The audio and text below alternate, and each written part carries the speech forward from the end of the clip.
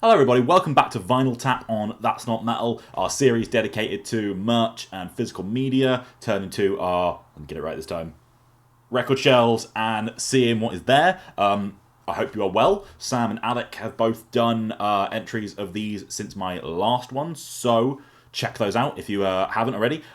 They make me feel slightly better when they do them because across the three of us, when we're all going, the balance is better struck of what kind of records are being shown. That is what we want. I am back. Also, quick promo before we start.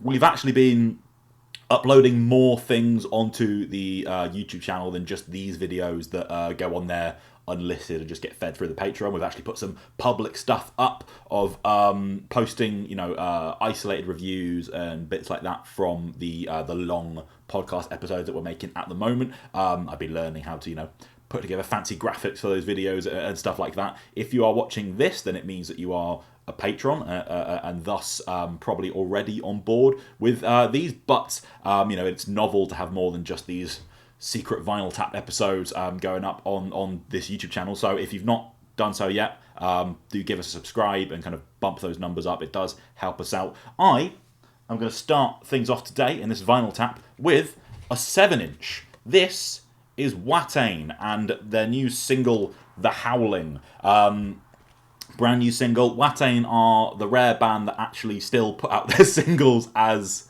singles. There was a limited amount of these in their merch store. It came with this signed art card thing, which I can't help it. I'm always going to think stuff like this looks cool. Look at that. What does it say? Like the wolf unto its kin it wails, the howling, oh what music it makes.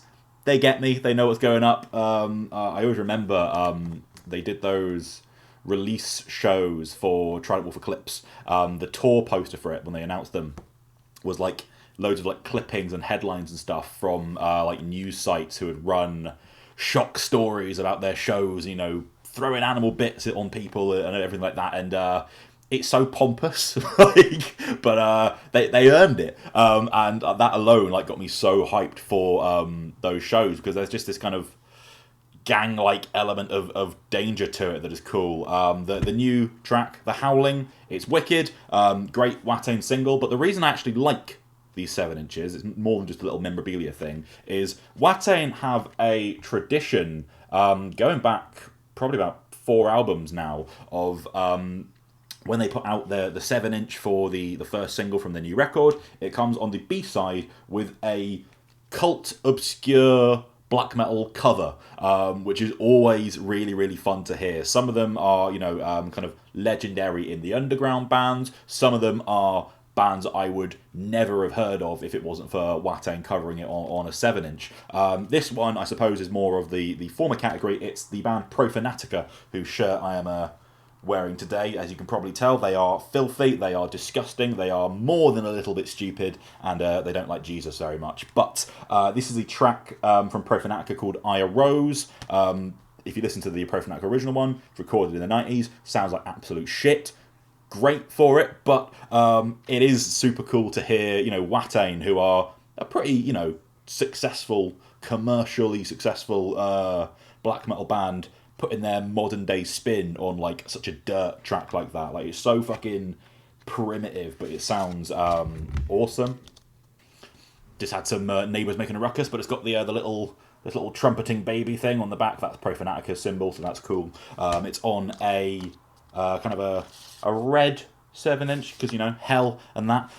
It's fucking cool. It was when this single went up and announced, I was like, oh cool, I can't wait to hear the Profanatica cover. And it was actually a thing of because it didn't go up on streaming or anything, it was to hear it, I actually had to buy the 7-inch or wait for someone else who bought it to rip it onto YouTube. There's still that kind of that cult, underground fucking spirit to how you're actually having to seek out some of these things, which is, I don't know, it's cool. It's a cool little thing to have. I really want to get the Nuclear Alchemy one they did for the previous album cycle, which has a cover of Tormentor on it, who are Attila from Mayhem's old Hungarian 80s black metal band. That's super cool. So yeah, really stoked to have that wee little 7-inch thing coming in one of these videos from me later down the pipeline, there will be the big, stupid, fancy version of their new record, which I've also pre-ordered. But first album today is not a new edition, one I've had for many years, but it is relevant to something we've done on TNM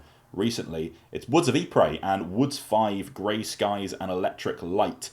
We did this on Album Club in our first of the new packs that we did of them in January, and man, that was one of the more rewarding album clubs that we've done in a while, because this is the definition of a cult classic. It is adored by the people who know it, but it's not an album that changed the world or anything, and being able to shine a light on it for people who, you know, didn't know it, and show people how amazing that this band were, is part of, you know, what doing this is all about. We went in deep on the album on that show, but it is one of the most emotionally affecting albums ever made, while being one of the catchiest. Like, so many songs on here for what is a kind of a mopey gothic doom record for all intents and purposes are fucking anthemic. Like, Death Is Not an Exit, Career Suicide Is Not Real Suicide, Kiss My Ass Is Goodbye, like, just fucking unbelievable choruses and melodies all over it. This album cover alone, like, feels iconic to me now, because it's sewn up in so much story and humanity and just fucking incredible music. This is a record that just, you know, it makes you think, because it is a record that's so heavily grappling with mortality and the nature of human existence, and it acting as the final album from David Gold, who died just before it was actually released. Like, it is rare, not just that you get an album that's so genuinely emotionally powerful as this one, and has so much kind of gravitas laid upon it before you've even heard a note, in most cases, of people who go to this record. But so rare that you get one like that, that's simultaneously so accessible and hummable.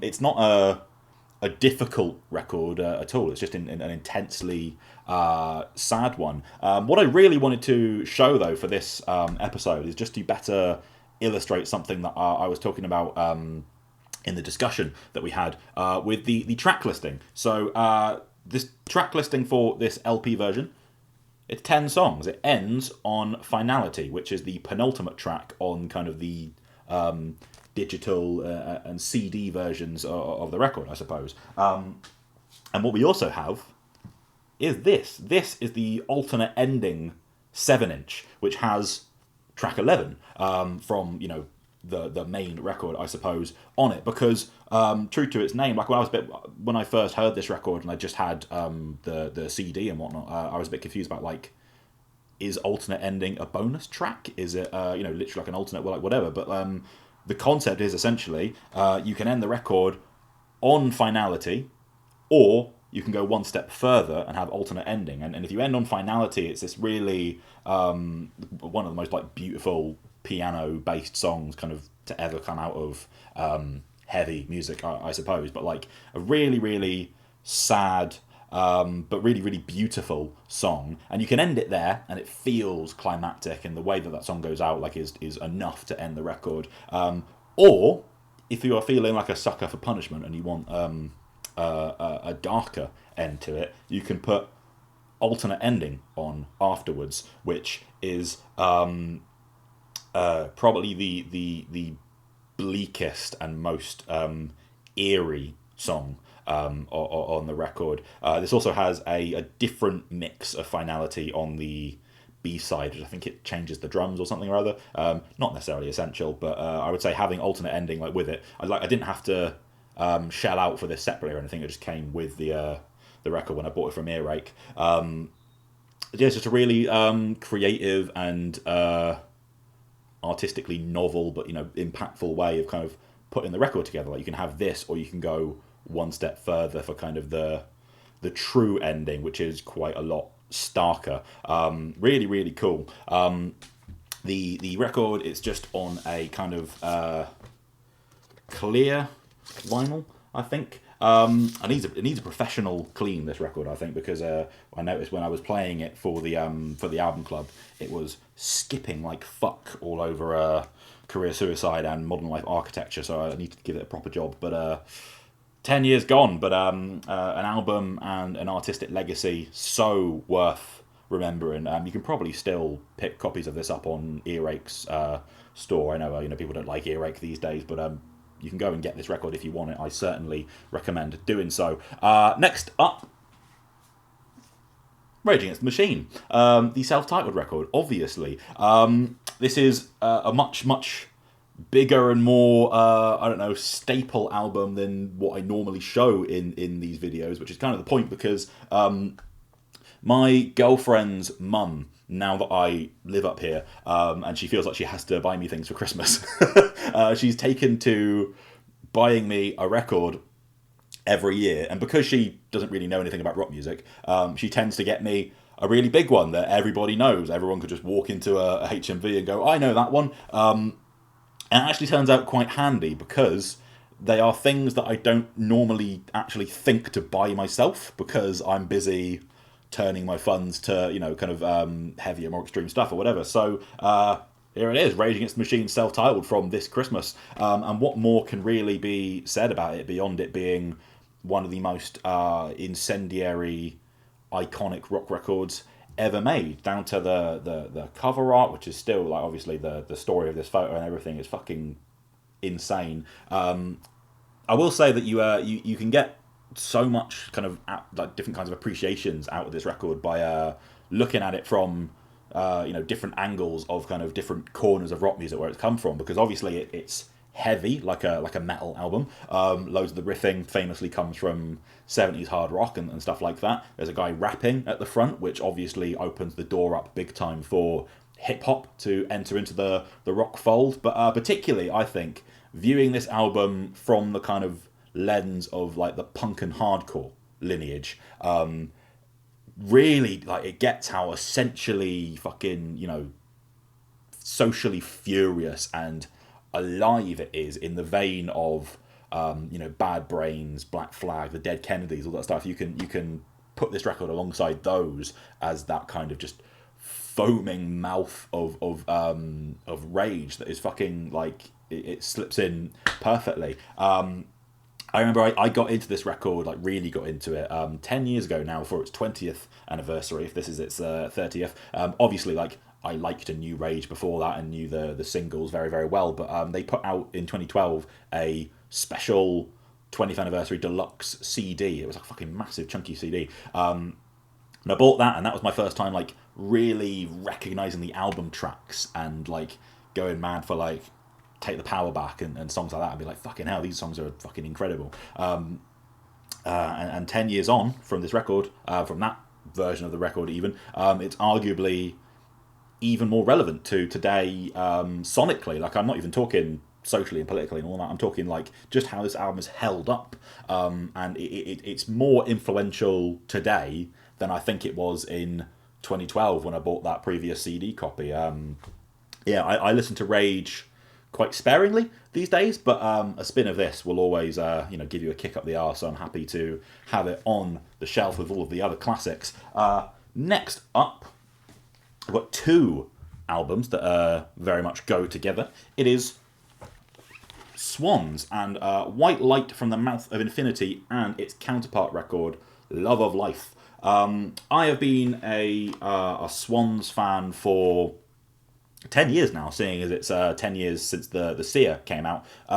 But they are, like, even still, like, a band that I'm finding new bits of them to explore, because their back catalogue is so unbelievably huge and daunting and varied. I got into, like, with obviously the Seer and To Be Kind and stuff, like, kind of like the current 2-hour post-rock records, and then I went straight back to the beginning to Filth, because it was nasty and extreme, it was relatable to kind of that stuff that I liked, and that left me with like 30 years of records in between those things to go through, which is like all of the stuff with Jarbo,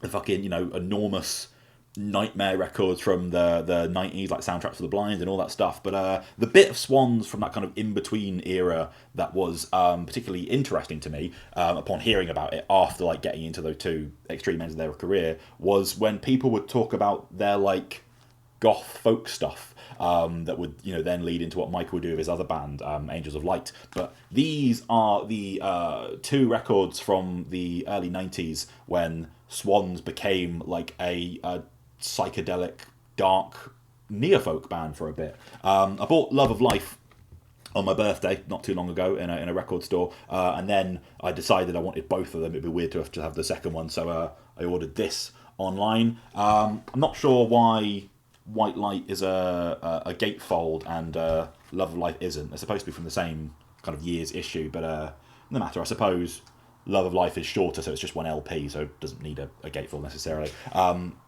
I think these albums are recorded in the same kind of time frame and session. Alec will correct me if I'm wrong, but they're very much two albums that from in quick succession, coming from the same vibe and kind of headspace of creativity. You've got these kind of consistent rabbit characters. Not quite sure what happened to him and his friend between the two. Hope he's okay, but obviously partners in that sense. But these records, there's especially obviously now sticking them on vinyl and everything, there's an incredible sound to them. Like you put it on, it's just so rich and vivid. It's like inhaling hallucinogenic smoke or something, like just really strange psychedelic content and ideas, like fucking She Cries for Spider, kind of weird stuff like that. And it is like really different from plenty of stuff in their catalogue, either from before it or afterwards. But they do always have that through line, and it's got that kind of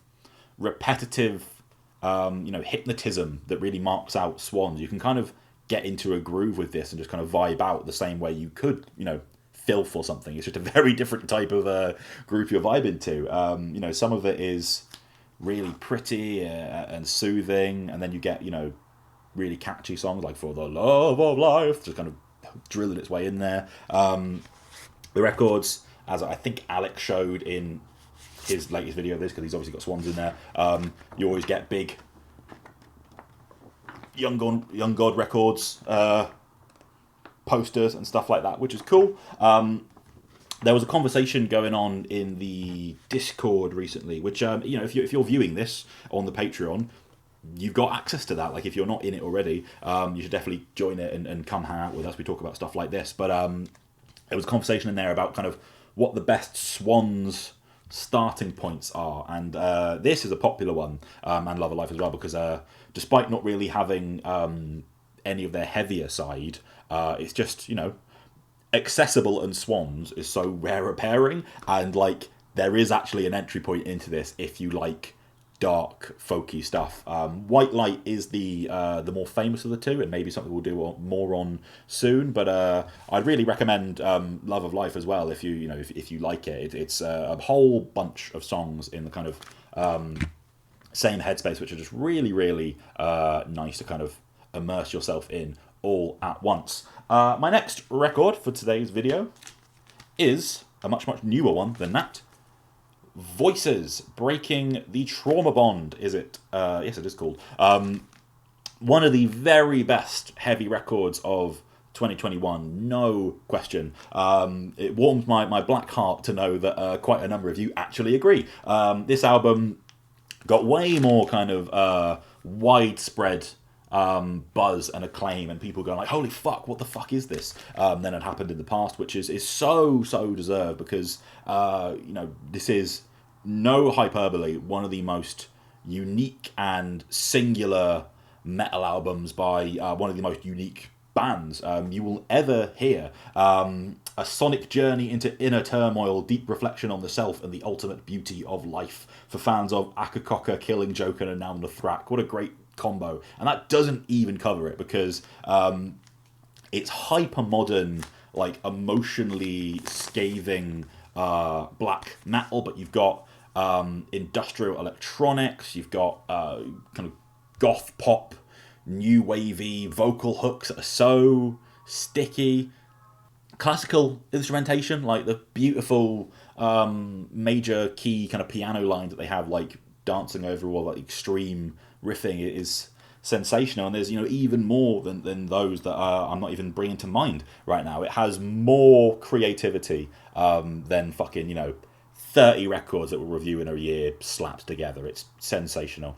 Everything about it, with the art, the presentation, it all feeds into this same kind of mood. I had it on last night for probably the first time since that couple week period where we reviewed it. Came out in like late November, and then the next show it was Album of the Year time, so I had it on all the fucking time in that intense little pocket. But it's a marvel how many ideas it packs in, how cohesively they all feed into and improve one another, how well paced it is for a 68-minute record. Can't recommend it enough. I pre-ordered this fucking ages ago and just got it through quite recently due to the ongoing vinyl shortage situation, which is fine. We all understand that.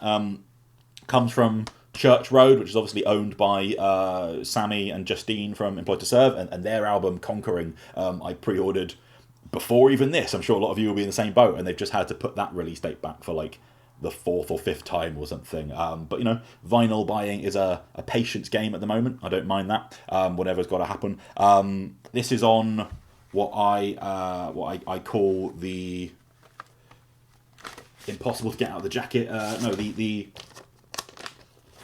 goth Pokeball colouring. I do have fucking full on like red Pokeball.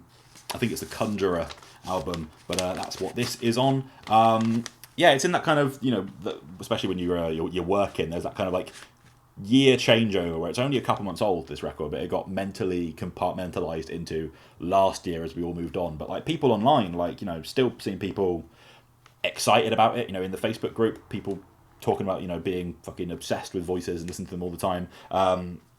I've told this story a couple of times, so excuse me for repeating myself, but Voices' previous album I brought onto the show for my first week as like proper full-fledged co-host of the reviews show, and it was so weird and difficult. And the same week our old co-host Ryan brought in the first Spanish Love Songs record, and it got fucking buried under people losing their shit about that.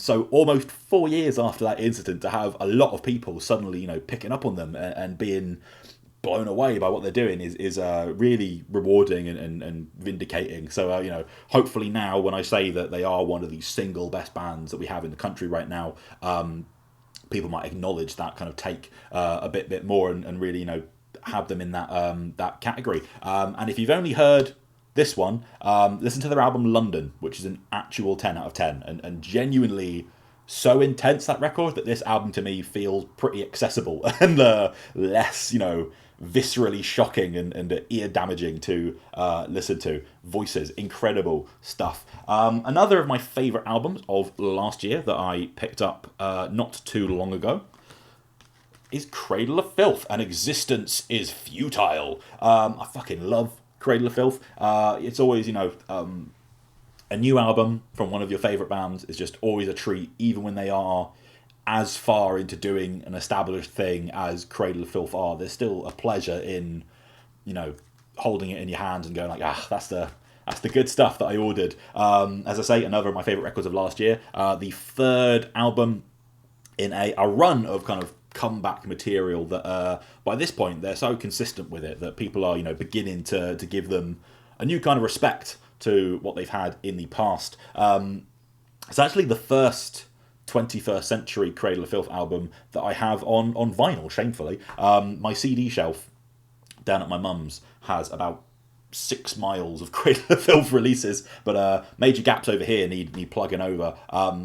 This isn't even my favourite of the current era, but holy shit, what a run it is. I loved this album's apocalyptic aura. Like, we giggled at the Doug Bradley, David Attenborough bit, but because it is so cheesy and it's pretty dumbed down for its kind of take on the climate change issue. I know that people are not so into the kind of overpopulation narrative these days and find that to be a bit problematic. But there are things in this that are quite clever in making this, 18th century end of days image but just the world that Cradle of Filth live in. You know, it's very archaic, it's very gothic romanticism, old England, that kind of thing, and all of that, but using that to reflect our present and the kind of threat that we, you know, collectively face. It's one of the more you know, interesting and kind of genuinely thoughtful conceptual angles that Cradle of Filth have had, and, you know, great packaging to go with it. The kind of the riff on the Hieronymus Bosch painting with the dude shooting fucking crows out of his bum while being eaten. That's always good. Lovely kind of shiny logo and everything. I know that Cradle's like their current digital take on classical artwork. A lot of people find it a bit naff, but at the same time, it is quite cool in its own way. Like, I can't help but love all this kind of shit in the booklet and all of that. There's great fucking classic Cradle of Filth behaviour going on with all of this. You love to see it, but you know, it all feeds into that kind of biblical apocalypse image that the record has. You know, fucking long lyric sets, because that's the guy that Danny Filth is. Always wows me. This is just the black vinyl version. I know that they did like a picture disc version. Not really about that. Happy with this. And just, yeah, fuck me, the amount of riffs that you have on this record. Imagine the bands who would kill to have as many riffs as this record has, or any Cradle of Filth record has. Fantastic album. Existence is Futile. The next two records I bought came from Probe Records in kind of central Liverpool. If anyone finds themselves in the town centre here and wants to seek that out, it's pretty good. This is Venom and Welcome to Hell. This is a 40th anniversary pressing that must have just come out. It's on this kind of splatter, which is way fancier than Venom really suit. Like, they're not a fancy, you know, deluxe edition band, Venom. Should really be a, you know, black vinyl in a sleeve barely staying together in one piece kind of band if you're going to match the music. But I love this album so much, as I do the next album, Black Metal, and generally the Venom material from this era when they were the heaviest band in the world. And I got quite misty-eyed about this album recently because it turned 40 in December, just gone, and we didn't have a moment to kind of do anything on the show around it or whatever, but that felt to me like one of the bigger milestones that heavy music has kind of had in recent years, because 40 years of Welcome to Hell, December 1981, kind of marks 40 years of extreme metal, like culturally at the very least. There's the debate whether, you know, Venom were actually a black metal band or just a really scuzzy heavy metal band that would never die, you know, fucking playing out of tune or whatever. In terms of genre markings, it is probably the latter, but that doesn't really matter. What matters is that Venom and this album marked the opening up of that new path for metal to go down into the underground and become more extreme, more evil, more confrontational, more primal and aggressive, rather than, you know, virtuoso or commercial or whatever, like Def Leppard were kind of going in that direction at the same time. This is a record that absolutely changes everything, and extreme metal culture, rather than simply heavy metal culture, you know, denim and leather, whatever, springs up in its aftermath. And I'm just so thankful and happy that it did. And for this album's legacy, there is this attitude today of kind of, you know, hip types disregarding Venom because, oh, they couldn't play their instruments or you know, record their fucking music properly or whatever. But I can't get on board with that at all, because these albums are just so alive and so rife with the energy of a new sound, a new wave, a new spirit in heavy music being born, and just having the youthful, confrontational fucking spunk to just set fire to the world around it. Like, it's as alive with that as a Kill 'Em All, you know, Minor Threat or Bad Brains, like I was talking about earlier, whatever. Like, albums that feel like this feels are a huge part of what I look for, like, in bands still today. Just that sheer fucking of energy and power and spirit to, you know, change things. Even if the hope is for them to be fucking more proficient or whatever. This is the fucking real deal, as far as I'm concerned. And I fucking love these songs as well. You know, fucking Sons of Satan, Welcome to Hell, Witching Hour, In League with Satan, Live Like an Angel, Die Like a Devil. Like, not much makes me feel like the opening riff of Witching Hour, booting off side 2, makes me feel that's the stuff. Got a lovely image of a fucking... Here they are. Look at him. Ah!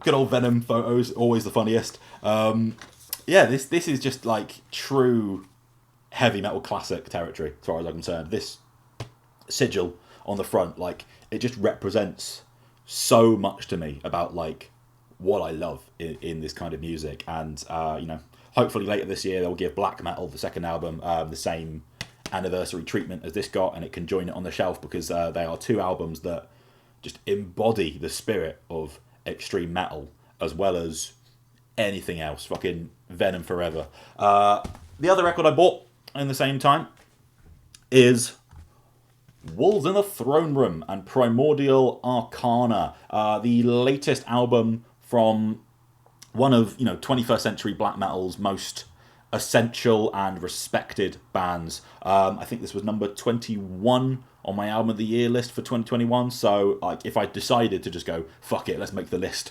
you know, number year specific, we'd have the top 22 albums of 2022 and all that business. Would have been just in there. Wolves in the Throne Room are so reliable now. Like, they had that detour into doing Tangerine Dream electronic stuff, which was really fucking cool. But since, you know, coming back to more standard Wolves territory, since then, they've just been delivering the goods like no one's business. I like this one just a bit less than Thrice Woven in 2017, but not by a great deal. They're both fantastic records. And what I like about these records, as opposed to the kind of pre-Tangerine Dream detour black metal stuff, is they're really direct and they're really immediate. Like, there's not the 20-minute songs of, like, you know, ambient washing over you that kind of early Wolves in the Throne Room had, and instead there's like genuine like heavy metal fucking gusto and headbanging and fifth throwing, while still in the,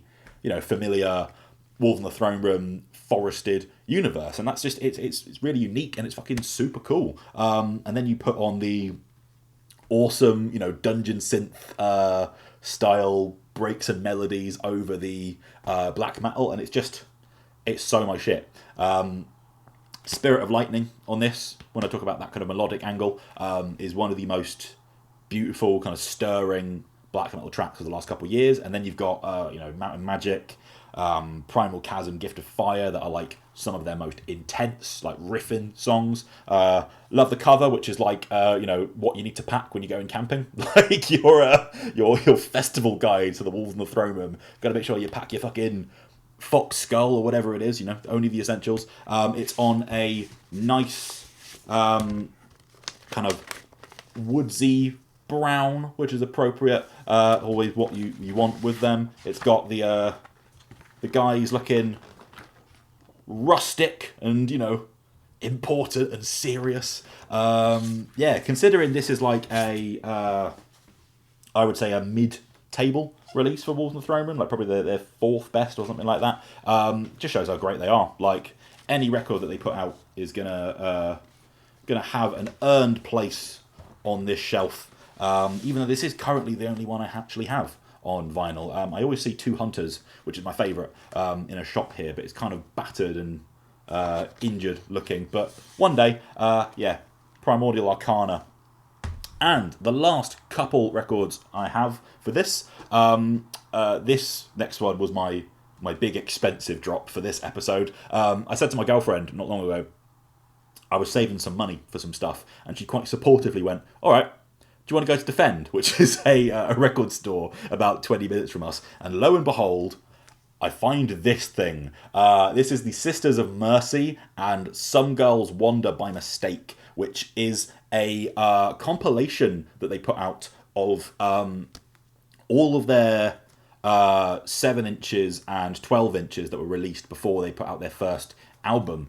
Sisters were around for quite a while before recording a full length, because that kind of goth, post-punk, new wave scene, whatever, was decently based in, 7 inches and single releases in those kind of early days.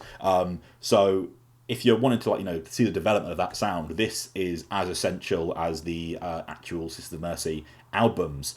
This has the let's have a look in the inside here. It's got what it's got in it. The Damage Done 7-inch, I think that is. The Body Electric 7-inch, the Anaconda 7-inch, the Alice 12-inch, the Reptile House EP, and the Temple of Love 12-inch. Which when I found this in Defend Records in Liverpool, had a sticker on it that said £50 rare, and I was like, oh shit, that's more than I was intending on dropping right now, but what does he mean by rare? And so I thought I would check Discogs, see how it was, where it was going online, and on Discogs it was going for more the kind of £70 to £80 range for the cheaper ones on there. So I went, fair enough, I will drop £50 on this fucking thing.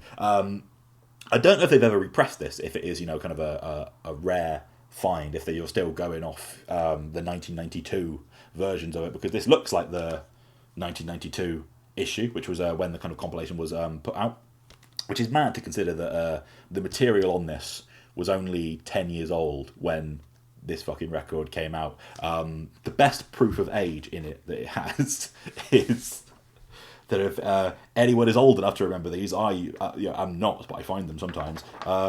Mail order t-shirt fucking inlay. You can send off your £15 to the Sisters of Mercy PO box to get one of these lovely t-shirt designs on it. I love that this still has that fucking, retro fucking t-shirt ordering system still maintained in this record after so many years. That is definitely where I will keep it. But this shit is awesome. Like, if you listen to Floodland by the Sisters of Mercy when we did the album club last year, and how glossy and overblown it is, these singles from obviously before the first album, they're more primitive, and they're quite cold in their sound. Like, you can really feel the drum machine. I think Dr. Roctor is what they call the drum machine, but that, at the center of the songs, just pummeling, building the kind of songs off of that, and it has this cold, mechanical, as well as punk influences from like bands like the Stooges and stuff like that, who they cover on one of these EPs, going in there. Brilliant, essential early goth songs, like fucking Alice, Temple of Love, Heartland, Burn. Great songs like really eerie stuff like Lights. Most of the Reptile House EP actually is pretty fucking eerie. And then they get to the hit from this is In the Temple of Love, Love, which is just a fucking absolute banger for this. Like, if I'd heard them in 1983, I would have been spinning the Alice EP or whatever kind of all the time. They did have, like, when I bought this, they had the individual 12-inch for the Alice EP as well, which I almost considered buying along with this for the, collector value of it, but I stayed off. But at least this, the sides of the vinyl are quite neatly laid out, so if I just want to stick the Alice EP on, I could put on side A. If I just want the Temple of Love 12-inch, it's side C. Yeah, really, really awesome thing to add to the collection, which I'm very, very happy about having, even if I had to drop £50 on it. And then, last thing for this episode, I did try to make this episode a bit shorter than the one before, but I have failed. Maybe next time, he says. But what I did buy wasn't the Alice 12-inch, but I bought something kind of in the same spiritual lineage. The Damned and Phantasmagoria is this record. The Damned are a name that most people will know. If you're into punk and stuff like that, you certainly should. We've never done anything on them on TNM, and I've been thinking, if we ever did an album club on The Damned, which I have been considering, it would probably have to be the debut album, because it's like the first UK punk record that was put out by like a label or whatever. Like, I can't remember the exact detail, but like really significant, kind of kicking off that 1977 wave of UK punk rock. That's not what this is. That was The Damned that I was aware of first because of its significance. But I had a great time a couple of years ago discovering these different things that they'd done in their career. And in the 1980s, they were a goth rock band. And thus, like, if someone says The Damned to me now, this album cover is like what immediately is conjured up in my head. Partially because Phantasmagoria may be the greatest word in the English language. This model, I think, is now Nick Cave's wife. Like, more goth connections there. But this album, Phantasmagoria, from 1985, it's a really lovely, like, nocturnal 1980s pop rock record, kind of. Like, it's really poppy and melodic. If the kind of Sisters of Mercy, Bauhaus, Fields of the Nephilim kind of vocal, you know, the bats have left the bell tower, all that kind of shit. If that's a bit much for you, but you're interested in that kind of goth sound, maybe give this a go, because the vocal melodies from Dave Vanian are a lot more normal, kind of like carry a tune more coherently. Stuff like Grimly Fiendish on here is like, has this really famous harpsichord riff that's great balance of kind of jaunty and spooky, like really, really peppy like that, but in a dark graveyard sense. It has all these fucking, like, you know, cowboy western bass parts and stuff like that. If you like, you know, new wave 80s pop or whatever with this, you know, goth rock edge, I'd really recommend this album of all the Damned's albums. It's really fucking just, it's quite short, really, really sticky. Has a great fucking grand theatrical piano ballad in the middle of it called Sanctum Sanctorum. Similarly to the Sisters record, I was looking at this trying to gauge its age. As I say, the album's from 1985. It looks kind of beat up. I got this for about £12, I think it was. And then I played it, and there's a mistake in the actual pressing of the vinyl. Like, not the track list on the back, which you sometimes get, but like in the on the pressing of the actual record. Tracks 7 and 8, Edward the Bear and the Eighth Day, are pressed in the wrong order, so the Eighth Day comes first. And I googled it, and apparently that was a mistake that happened with some of the early copies of the first pressing of this album. So, fucking really, really old record from 1985. I don't know how many of them are out there that have that mistake in the order of the track pressings, but, you know, happily it's not like one where it's like a grand intro to a second track or something, which would be really fucking awkward and ruining the flow. Instead, it's just like a cool little, I don't know, detail that kind of separates out this particular copy of the record. But yeah, fun little discovery. Great album. Really, really recommend it. And that is me for this vinyl tap. I was trying to speak fast there to get through them. I should probably just pick less records, but loads and loads of music. That's what we want, right? So yeah, please give us a subscribe on the YouTube channel, or the doobly-doo, whatever the fuck it is people say. Me and Alec have been goofing about getting that up in the past couple of weeks, but you know, does help out, so that would be wonderful. You lovely patrons here have got you know, this month's album club pack has just gone up this past week. If you haven't listened to that yet, got fucking some wicked records in there. Got plenty of bits coming up soon. So I will see you for those. I will see you back here for another one of those at some point. And yeah, cheers.